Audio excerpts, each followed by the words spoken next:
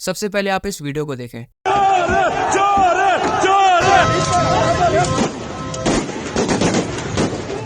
This is not Syria और Afghanistan, this is the current situation of Pakistan. Pakistan currently एक civil war की तरफ बढ़ रहा है और अगर ऐसे ही चलता रहा तो 100% पॉसिबिलिटी है कि पाकिस्तान भी सिविल वॉर में एंटर हो जाएगा।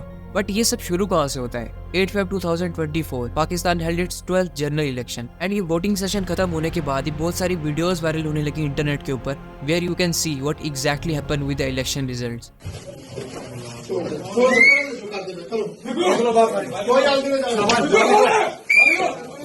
बाहर चले, बाहर चले। पीटीआई पाकिस्तान तहरीक-ए-इंसाफ जो कि इमरान खान की पार्टी है and one of the largest party of Pakistan भी है, उसे इन इलेक्शन से बिल्कुल ही बैन कर दिया जाता है। उनके सिंबल, उनकी पॉलिटिकल कैंपेन्स, इस सब के ऊपर बैन लगा दिया जाता है। इतना सब होने के बाद ये चीज तो लग रही थी दैट पीएमएलएन जो कि नवाज शरीफ की पार्टी है वो इन इलेक्शंस को बाय मेजोरिटी इजीली जीत जाएगी, क्योंकि पीएमएलएन के अगेंस्ट उतनी ज्यादा स्ट्रॉन्ग पॉलिटिकल पार्टीज नहीं थी एज कम्पेयर टू पीटीआई। लेकिन यहाँ पर एक बहुत ज्यादा शॉकिंग ट्विस्ट देखने को मिलता है। 8 फरवरी 2024 को पाकिस्तान तहरीक-ए-इंसाफ के कोई भी मेंबर कहीं से भी इलेक्शन नहीं लड़ सकते थे, लेकिन ये सभी मेंबर्स अपने अपने एरिया से एज इंडिपेंडेंट कैंडिडेट्स इलेक्शन में पार्टिसिपेट करते हैं एंड शॉकिंगली इनका रिजल्ट इतना बेटर आता है विच शॉक्स द अदर पार्टीज। और जो भी प्लानिंग्स की गई थी पाकिस्तान की आर्मी और वहाँ की दूसरी पॉलिटिकल पार्टीज के द्वारा, वो सारे के सारे प्लान्स यहाँ पर फ्लॉप हो जाते हैं। इसके बाद ये लग रहा था कि ये रिजल्ट 8 फेब को ही डिक्लेयर हो जाएगा, क्योंकि पीटीआई के जो भी मेंबर्स एज इंडिपेंडेंट कैंडिडेट्स खड़े हुए थे उन्होंने अपने अपने एरियाज में बहुत ज्यादा मेजोरिटी वोट हासिल किए थे। बट ऐसा बिल्कुल भी नहीं होता। इनफैक्ट जब 9 फेब को लोग रिजल्ट चेक करते हैं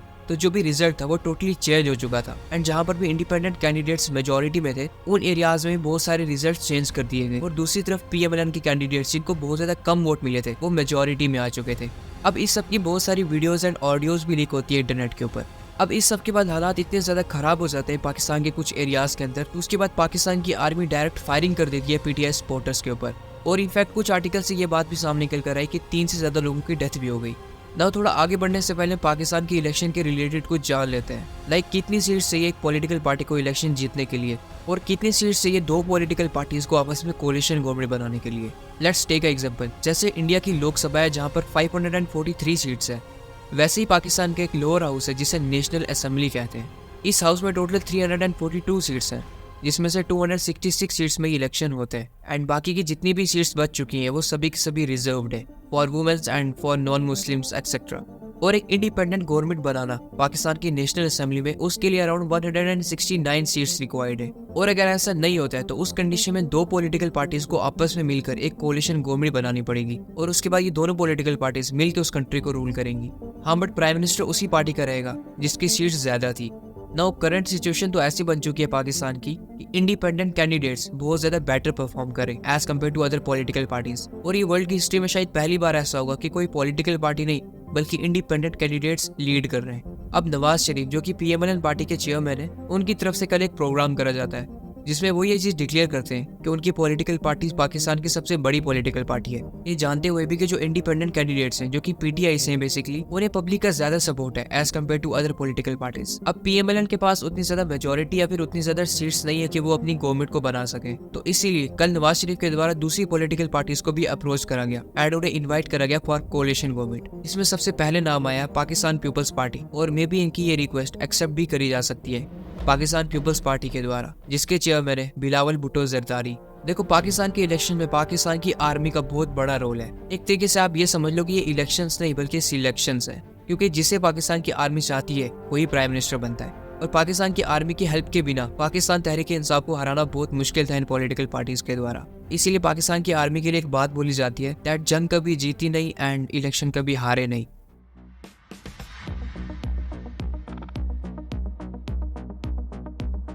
ईस्ट पाकिस्तान के अंदर लोगों को बहुत ज्यादा प्रॉब्लम फेस करनी पड़ती थी। अब ये सब होता देख पाकिस्तान की आर्मी वहां पर जेनोसाइड करती है, जिसके बाद इंडिया डायरेक्टली इस वॉर में इन्वॉल्व हो जाता है एंड फाइनली 1971 में बांग्लादेश को एक अलग कंट्री की तरह कंसीडर करा जाता है। अब देखो, इससे पाकिस्तान की इकोनॉमी के ऊपर बहुत ज्यादा नेगेटिव इम्पैक्ट पड़ता है, क्योंकि जो भी इंफ्रास्ट्रक्चर एंड जो भी इंडस्ट्रीज वहाँ पर डेवलप करी गई थी एक टाइम के ऊपर, जिससे वेस्ट पाकिस्तान को बहुत ज्यादा फायदा भी पहुंच रहा था, अब वो रास्ता बंद हो चुका था। और तो ये एस्टिमेट करा जाता है कि इस वॉर के दौरान पाकिस्तान को करीब $11 बिलियन का नुकसान हुआ था। अब देखो, ऐसा भी नहीं था कि ये सब होने के बाद पाकिस्तान के पास कोई भी ऑप्शन नहीं बचा था अपनी इकोनॉमी को रिवाइव करने के लिए, बल्कि इसके बाद उनकी गवर्नमेंट एंड उनकी आर्मी के द्वारा कुछ ऐसे स्टेप्स लिए गए जिसकी वजह से आज पाकिस्तान की ये हालत हो चुकी है। पाकिस्तान की जो आर्मी है वो वहाँ पर डोमिनेट कर रही है। इंडिपेंडेंस के बाद आज तक करीब 29 प्राइम मिनिस्टर वहाँ पर आ चुके हैं, बट शॉकिंगली उसमें से कोई भी अपने 5 ईयर का टेन्योर कंप्लीट नहीं कर पाया। कई इंसानों को मार दिया गया, कहीं का तख्ता पलट दिया गया, और इस सब में कहीं ना कहीं पाकिस्तानी आर्मी इन्वॉल्व थी। वो आज से पहले भी पाकिस्तान की आर्मी बहुत सारे असैसिनेशन कर चुकी है, लेकिन इस बार लोगों का बहुत ज़्यादा सपोर्ट मिल रहा है पीटीआई को एंड इमरान खान को, और इसी वजह से पाकिस्तान की आर्मी इमरान खान का अभी तक कुछ भी नहीं बिगाड़ पाई। अब अपनी स्टेबिलिटी ना होने की वजह से आज पाकिस्तान के ऊपर करीब $228 बिलियन का कर्ज है, जो कि पाकिस्तानी रुपीज में कुल 61 ट्रिलियन बनता है। अब जो मैं आपको बात बताने वाला हूँ, कहीं ना कहीं वो भी एक रीजन बना कि पाकिस्तान के प्राइम मिनिस्टर इमरान खान को उनकी सीट से हटा दिया गया। कॉन्फ्रेंस में पाकिस्तान के प्राइम मिनिस्टर इमरान खान वो अमेरिका को अपने बेस देने से मना कर देते हैं, जो कि अमेरिका यूज करने वाला था against Afghanistan. To conduct cross-border counter-terrorism missions against Al-Qaeda, ISIS, or the Taliban? Absolutely not. There's no way we're going to Seriously? allow.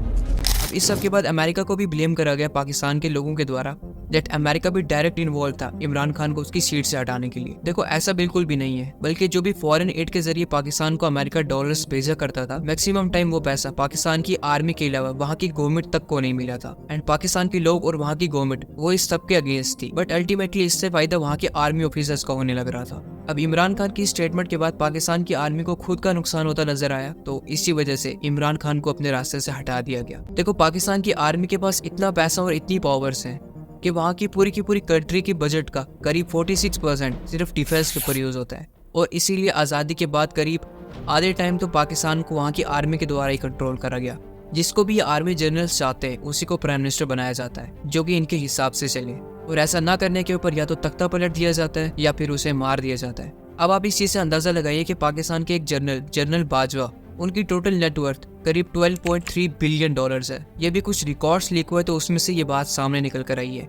असल में वो कितनी ज्यादा है उसका अभी किसी को भी अंदाजा नहीं है, जिससे ये बात तो क्लियर हो जाती है कि पाकिस्तान के लोगों का जितना भी पैसा है इन आर्मी जनरल्स के पॉकेट में है। देखो इमरान खान को प्राइम मिनिस्टर बनाने में जनरल बाजवा का बहुत बड़ा हाथ था, लेकिन जनरल बाजवा की रिटायरमेंट के बाद वो चाहते थे कि जनरल आसिम मुनीर वहाँ के आर्मी चीफ बने, लेकिन इमरान खान जनरल फैज हमीद उन्हें वहाँ का आर्मी चीफ बनाना चाहते थे। अब जनरल बाजवा के अगेंस्ट जाकर इमरान खान ने एक बहुत बड़ी गलती कर दी, जिसकी वजह से कुछ ही दिनों के अंदर नो कॉन्फिडेंस मोशन का बहाना बनाकर इमरान खान को उनकी सीट से हटा दिया जाता है। एंड शहबाज शरीफ का प्राइम मिनिस्टर बनते ही जनरल आसिम मुनीर वहाँ पे आर्मी चीफ बन जाते हैं, और इसीलिए लोग आर्मी के इतने ज्यादा अगेंस्ट हो चुके हैं, क्योंकि कहीं ना कहीं इसमें डायरेक्ट इन्वॉल्वमेंट आर्मी की थी। अभी रिसेंट की बात है, इमरान खान और उनकी वाइफ इन दोनों को करीब 14 साल की सजा सुना दी जाती है करप्शन के चार्जेस को लेकर, और इसके एक दिन के बाद करीब 10 साल की सजा और सुना दी गई इमरान खान को, वो भी स्टेट सीक्रेट लीक करने के जुर्म में। अभी यहाँ पर भी इन्हें कम लगा तो करीब 7 साल की सजा और सुना दी जाती है, और अब इसका रीजन दिया जाता है अनलॉफुल मैरिज, मतलब इस्लामिक वे में शादी ना करने की वजह से उन्हें ये सजा सुना दी गई। बाकी अगर आपको ये वीडियो अभी पसंद आई हो तो इस वीडियो को लाइक कर देना, चैनल पर नहीं हो तो सब्सक्राइब करके बेल नोटिफिकेशन को ऑल पे सेट जरूर से करना।